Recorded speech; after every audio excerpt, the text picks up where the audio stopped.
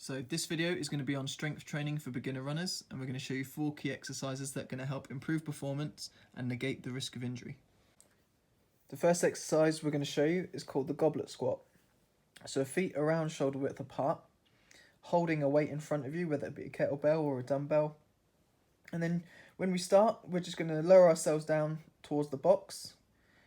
When you feel like you're just touching the box, we can pop ourselves back up. And we'll repeat that 20 times, and we'll explain later on in the video on why we do this 20 times. So just so you can get a side-on view, as I'm lowering, I just touch the box, and as soon as I can feel it, I'll pop myself back up. So if you're a beginner runner and you're doing this exercise for the first time, I would suggest using quite a high box just so you can get used to the movement and you're not stressing your muscles too much for the first time, because the lower you get in this exercise, the harder it's going to be. So the next exercise we're going to show you is a calf raise. So we'll place our feet on the edge of a step, and we just want something in front of us that we can just balance our fingertips on. I'm not putting any weight through them, I'm just basically using them as balance so I can just get majority of the weight through my calves. So we'll start slowly going up on our tiptoes, and then we'll just go all the way back down to whatever available range we have again. So going up to the top and all the way back down, we count that as 1 repetition. And we want to use a rule of 3 here.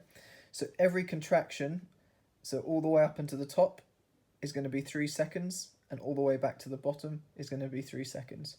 So the reason why we use this approach is that it negates the risk of an Achilles injury, which is one of the most common injuries in runners. So the next exercise we're going to show you is going to be a single leg stability exercise. So the starting position for this exercise is using some type of ledge as balance, 1 foot on the ground, nice and stable, and 1 leg off the floor with a resistant band around our ankles. So the movement we're going to do is leg all the way out to the side as far as we can, and then back down to the starting position.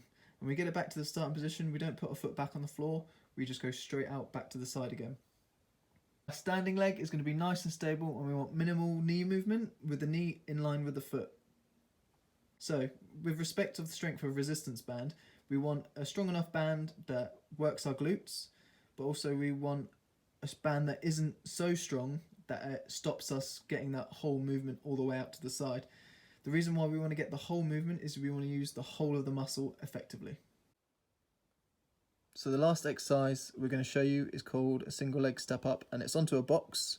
Depending on your level, we can use weights in both hands, or we can just do it first without weights. So when we step up onto the box, we then drive the other knee up as far as we can. The reason why we do this is because it targets a muscle group called the hip flexors, which are an important muscle group in running.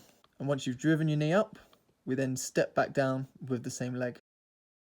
So the rationale behind this 20 repetition approach is that when we do longer type endurance running, we use a certain type of muscle fibre, and doing these 20 repetitions can target those muscle fibres, and it's the best way of training them.